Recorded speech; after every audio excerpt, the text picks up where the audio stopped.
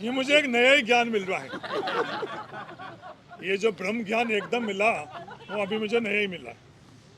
मैंने बड़ा स्पष्ट तौर पर मेरी जो स्टैंड है कि मैं कोई भी पॉलिटिकल अलायंस और पॉलिटिकली इसमें इस मुद्दे को शामिल नहीं करूँगा। मैं किस खेमे का हूँ किसका नहीं हूँ इसके संदर्भ में कभी बात करनी है तो हम आकर मेरा स्पष्ट तौर पर ये सार्वजनिक तौर पर है कि मेरा कोई भी खेमा नहीं है। मेरा इकलौता खेमा है कांग्रेस पार्टी। और ये नई चीज़ आप अगर आपको आकलन ये है तो मैं आपके आकलन का अधिकार आपको है, वो उसका वो भी मैं नहीं क्वेश्चन कर रहा। दूसरी ये बात आपका दूसरा सवाल है, नहीं मैं कह रहा हूँ ये अधिकार ये खेमे की बात तो आप कह दो, ठीक है ना। उसके संदर्भ में तो मैंने पहले भी कई दफ़े हुआ और मुझे लगता है कि हर समझदार आदमी को पता है कि मैं किसके खेमे को हूँ। मेरा इकलौता खेमा वो है। ये नई कोई चीज़ हुई तो अलग बात है।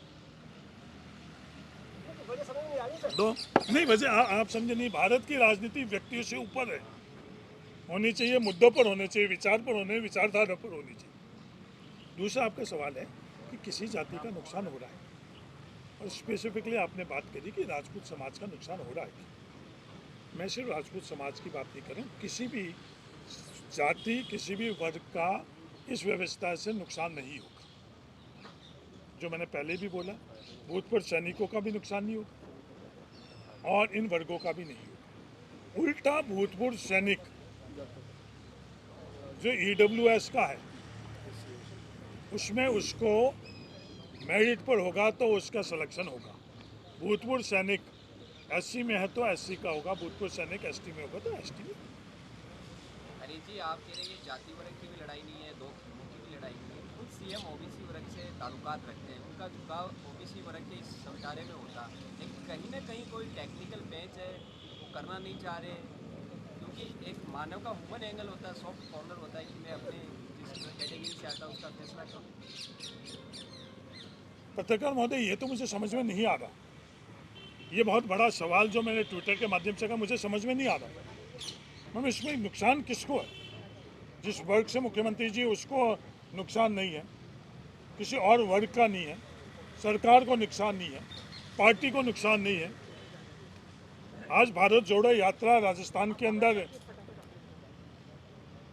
आने वाली है और उसके अंदर कोई भी अगर विवाद हो भी, उन विवादों को भी हमको सुलझा कर संवाद कर हमको एक राजस्थान का वातावरण अच्छा रखना चाहिए।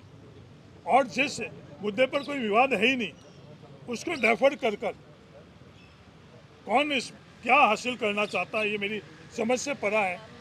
और मुख्यमंत्री महोदय जी से खुद से मैंने ये पूछ रहा हूँ। अगर मैंने ये सिर्फ ट्विटर के माध्यम से इसलिए करा क्योंकि जिस समय ये फैसला हुआ और जब तक मैंने ट्विटर किया नहीं तो मुख्यमंत्री जी और नहीं उनसे जुड़ा हुआ कोई भी व्यक्ति ने मुझे इसका कारण बताया। अगर कारण बताया हुआ होता तो मैं उनसे भी ये सवाल नहीं करता, और अभी तक मुझे किसी ने कारण नहीं बताया। अरे खुद CM साहब ने व्यक्तिगत तौर पर एक दफ़े नहीं, मैं कह रहा हूँ 10 दफ़े मैंने बात करी, 10 दफ़े मुझे ये बात करी।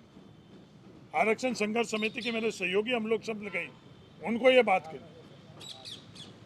हमारे पार्टी के मुखिया गोविंद डोटासरा जी जो प्रदेशाध्यक्ष थे उनको ये बात करी। नहीं कुछ किसी बात में समझ में नहीं आ रही तो हम मुझसे बात करते हैं, हम समझाते, असहमत होते तो हमें बताते। सर आप एजुकेशन कब तक कर सकते हैं, कब से शुरू कर सकते हैं एजुकेशन, क्योंकि अभी भारत जोड़ो यात्रा आने वाली है। Congress needs to put up a united front. There is already a lot of tug of war going on in the Congress. If you open another political front, it can damage your party. I have not opened the political front.